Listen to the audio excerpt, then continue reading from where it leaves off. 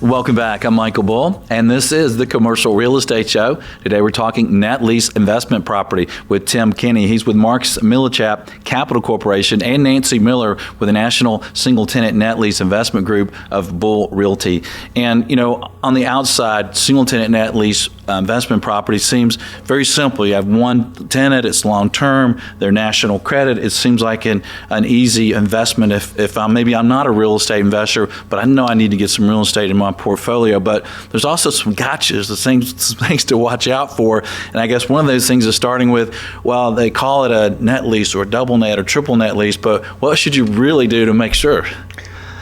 Well, in my humble opinion, you'd be surprised at how many people, Michael, don't read the lease. You got to read the lease. And I had a situation where we were doing a private placement on Walgreens in Chicago, and when the client didn't really read the lease, I figured just the standard Walgreens lease. Well, in there was a little clause that they were responsible for snow removal on this huge parking lot adjacent also to the property. So that deal cratered. And yeah, who would think that? That seems odd on a net lease, triple net lease. In every lease can be unique. They can slide in different language. Yeah. And so that's just one example. Yeah.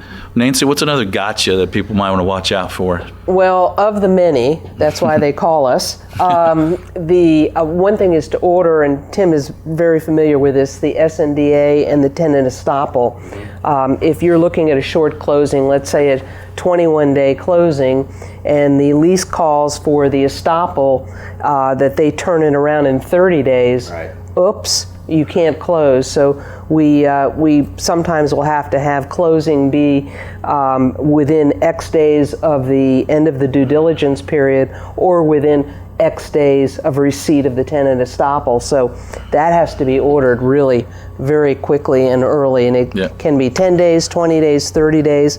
And you also have the other piece of that, which is the first right of refusal.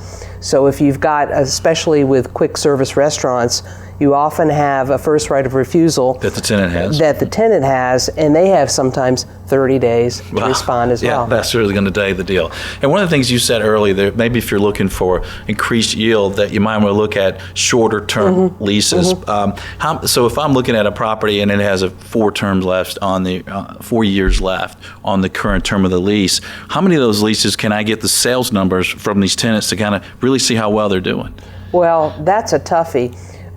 If it's an older lease, it probably has a clause that they report sales, or if they're getting percentage rent. Most of the more current modern leases have pulled sales figures. So if it's in there, that's great, and always ask for it no matter what. Okay. And if they say no, they say no. The other piece you can do is do your own little detective work and just have an informal chat when you do your site visit. How are store sales, blah, blah, blah. How do you compare with other stores in the region? Can you hang out and people count? I mean, is there... Absolutely, and I know people have counted cars and everything, Yeah. Well, it seems like that would be, and then also you got to look at, well, what's the downside if they don't release this space? What's this building worth, or what will it rent for, right? And I guess the lenders are looking at the worst case scenario there as well. Yeah, they're looking at the residual, what you owe at the end of the both at the loan term and the lease term. Yeah, or any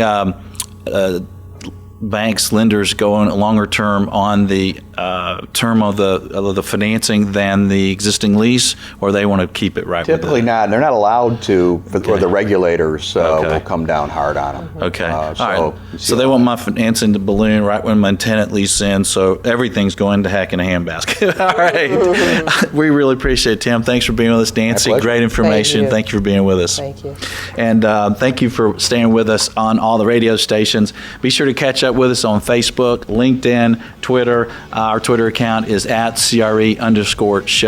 And be sure and join us next week. We're going to talk about how interest rates are going to impact commercial real estate moving forward, all different property types. Until next week, be sure that you always lead, learn, and laugh, and join us for the Commercial Real Estate Show. Hey there, thanks for checking out the Commercial Real Estate Show. Don't miss a video of special interest to you. Be sure to subscribe below. And if you appreciate the videos, be sure and thank our sponsors. There's a link to more information about them in the description. For more videos, podcasts, and articles, check out creshow.com.